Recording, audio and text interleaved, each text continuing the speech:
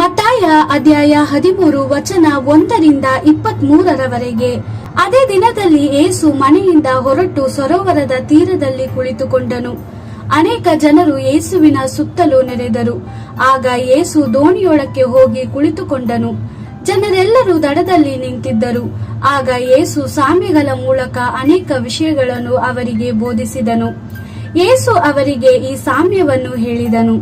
ಒಬ್ಬ ರೈತನು ಬೀಜ ಬಿತ್ತುವುದಕ್ಕೆ ಹೋದನು.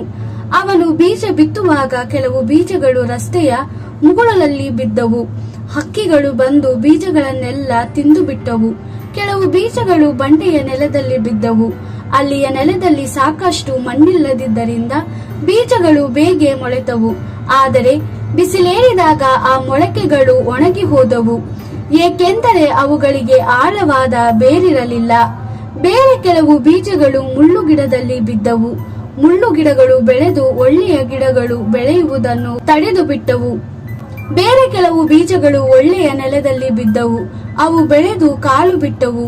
ಕೆಲವು ಗಿಡಗಳು 100ರಷ್ಟು, ಕೆಲವು ಗಿಡಗಳು 60ರಷ್ಟು, ಇನ್ನು ಕೆಲವು 30ರಷ್ಟು ಕಾಲು ಬಿಟ್ಟವು. ನನಗೆ ಕಿವಿಗೊಡುವ ಜನರೇ, ಲಾಲಿಸಿರಿ. ಆಗ ಶಿಷ್ಯರು ಯೇಸುವಿನ ಬಳಿಗೆ ಬಂದು, ನೀನು ಸಾಮ್ಯಗಳ ಮೂಲಕ ಜನರಿಗೆ ಉಪದೇಶಿಸುವುದೇಕೆ ಎಂದು ಕೇಳಿದರು. ಯೇಸು, ಪರಲೋಕ ರಾಜ್ಯದ ರಹಸ್ಯವಾದ ಸತ್ಯಗಳನ್ನು ನೀವು ಮಾತ್ರ ತಿಳಿದುಕೊಳ್ಳಬಲ್ಲಿರಿ. ಈ ಸತ್ಯಗಳ ರಹಸ್ಯವು ಬೇರೆ ಜನರಿಗೆ ತಿಳಿಯಲಾರದು.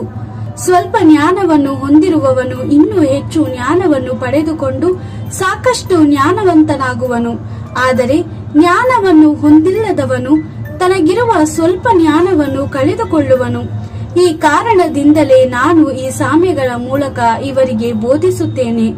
ಈ ಜನರು ನೋಡಿದರೂ ಕಾಣುವುದಿಲ್ಲ, ಕೇಳಿದರೂ ಗ್ರಹಿಸುವುದಿಲ್ಲ. ಇಂಥವರ ಬಗ್ಗೆ ಯೆಶಾಯನು ಹೇಳಿದ್ದೇನೆಂದರೆ, ನೀವು ಆಲಿಸುತ್ತೀರಿ, ಕೇಳುತ್ತೀರಿ, ಆದರೆ ನಿಮಗೆ ಅರ್ಥವಾಗುವುದಿಲ್ಲ. ನೀವು ದೃಷ್ಟಿಸಿ ನೋಡುತ್ತೀರಿ, ಆದರೆ ನಿಮಗೆ ಕಾಣುವುದನ್ನು ಅರ್ಥ ಮಾಡಿಕೊಳ್ಳುವುದಿಲ್ಲ. ಹೌದು, ಇವರ ಮನಸ್ಸುಗಳು ಕಠಿಣವಾಗಿವೆ, ಕಿವಿ ಮಂದವಾಗಿವೆ, ಕಣ್ಣು ಮಬ್ಬಾಗಿವೆ.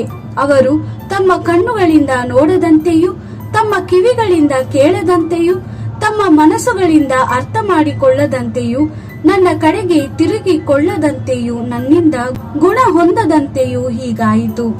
ನೀವಾದರೋ ಧನ್ಯರು, ನಿಮಗೆ ಕಾಣುವ ಸಂಗತಿಗಳನ್ನು, ನಿಮಗೆ ಹೇಳುವ ವಿಷಯಗಳನ್ನು ಅರ್ಥ ಮಾಡಿಕೊಳ್ಳಬಲ್ಲಿರಿ. ನಾನು ನಿಮಗೆ ಸತ್ಯವಾಗಿ ಹೇಳುತ್ತೇನೆ, ನೀವು ಈಗ ನೋಡುವ ಸಂಗತಿಗಳನ್ನು ನೋಡಲು ಮತ್ತು ಈಗ ನೀವು ಕೇಳುವ ಸಂಗತಿಗಳನ್ನು ಕೇಳಲು ಅನೇಕ ಪ್ರವಾದಿಗಳು ಮತ್ತು ಒಳ್ಳೆಯ ಜನರು ಅಪೇಕ್ಷಿಸಿದರು, ಆದರೆ ಅವರಿಗೆ ಸಾಧ್ಯವಾಗಲಿಲ್ಲ. ಹೀಗಿರಲು ಒಕ್ಕಲಿನ ಕುರಿತಾಗಿ ಸಾಮ್ಯದ ಅರ್ಥವನ್ನು ಲಾಲಿಸಿರಿ. ಮುಗಳಲ್ಲಿ ಬಿದ್ದ ಬೀಜ ಅಂದರೇನು? ಪರಲೋಕ ರಾಜ್ಯವನ್ನು ಕುರಿತು ಬೋಧಿಸಿದ್ದನ್ನು ಕೇಳಿ ಅದನ್ನು ಅರ್ಥ ಮಾಡಿಕೊಳ್ಳದೆ ಇವರು, ಮನುಷ್ಯನೇ ಬೀಜ ಬಿದ್ದ ದಾರಿ ಮುಗಳಾಗಿರುವನು. ಕೆಡಕನ್ನು ಒಂದು ಆ ಮನುಷ್ಯನ ಹೃದಯದಲ್ಲಿ ಬಿತ್ತಿದ ಬೀಜಗಳನ್ನು ತೆಗೆದು ಹಾಕುತ್ತಾನೆ. ಬಂಡೆ ನೆಲದ ಮೇಲೆ ಬಿದ್ದ ಬೀಜ ಅಂದರೇನು? ಬೋಧನೆಯನ್ನು ಕೇಳಿದ ಕೂಡಲೇ ಅದನ್ನು ಸಂತೋಷದಿಂದ ಅಂಗೀಕರಿಸುವ ಮನುಷ್ಯನೇ ಬೀಜ ಬಿತ್ತ ಬಂಡೆ ನೆಲವಾಗಿರುವನು. ಆದರೆ ಆ ಮನುಷ್ಯನು ಬೋಧನೆಯನ್ನು ತನ್ನ ಜೀವಿತದಲ್ಲಿ ಬೇರೂರಿಸಿಕೊಳ್ಳುವುದಿಲ್ಲ. ಅವನು ಆ ಬೋಧನೆಯನ್ನು ಸ್ವಲ್ಪ ಕಾಲ ಮಾತ್ರ ಅನುಸರಿಸುವನು. ಆ ಬೋಧನೆಯನ್ನು ಅಂಗೀಕರಿಸದಿದ್ದರಿಂದ ತನಗೆ ಕಷ್ಟವಾಗಲಿ ಹಿಂಸೆಯಾಗಲಿ ಬಂದಾಗ ಅದನ್ನು ಬೇಗನೆ ಬಿಟ್ಟು ಬಿಡುವನು. ಮುಳ್ಳು ಗಿಡಗಳ ನಡುವೆ ಬಿದ್ದ ಬೀಜ ಅಂದರೇನು? ಬೋಧನೆಯನ್ನು ಕೇಳಿದರೂ ಜೀವನದ ಚಿಂತೆಗಳಿಂದ ಮತ್ತು ಹಣದ ಮೇಲಿನ ಪ್ರಿಯೆಯಿಂದ ಬೋಧನೆಯನ್ನು ತನ್ನಲ್ಲಿ ಬೆಳೆಯದಂತೆ ಮಾಡುವವನೇ ಬೀಜ ಬಿದ್ದ ಮುಳ್ಳುಗಿಡಗಳ ನೆಲವಾಗಿರುವನು. ಆದ್ದರಿಂದ ಬೋಧನೆಯು ಆ ಮನುಷ್ಯನ ಜೀವಿತದಲ್ಲಿ ಫಲ ಕೊಡುವುದಿಲ್ಲ. ಒಳ್ಳೆಯ ನೆಲದ ಮೇಲೆ ಬಿದ್ದ ಬೀಜ ಅಂದರೇನು? ಬೋಧನೆಯನ್ನು ಕೇಳಿ ಅದನ್ನು ಅರ್ಥ ಮಾಡಿಕೊಂಡ ವ್ಯಕ್ತಿಯೇ ಬೀಜ ಬಿತ್ತ ಒಳ್ಳೆಯ ನೆಲವಾಗಿರುವನು. ಆ ಮನುಷ್ಯನು ಬೆಳೆದು ಕೆಲವು ಸಾರಿ 100ರಷ್ಟು, ಕೆಲವು ಸಾರಿ 60ರಷ್ಟು ಮತ್ತು ಕೆಲವು ಸಾರಿ 30ರಷ್ಟು ಫಲ ಕೊಡುವನು ಎಂದು ಹೇಳಿದನು. ದೇವರ ವಾಕ್ಯವಿದು. ದೇವರಿಗೆ ಕೃತಜ್ಞತೆ ಸಲ್ಲಲಿ.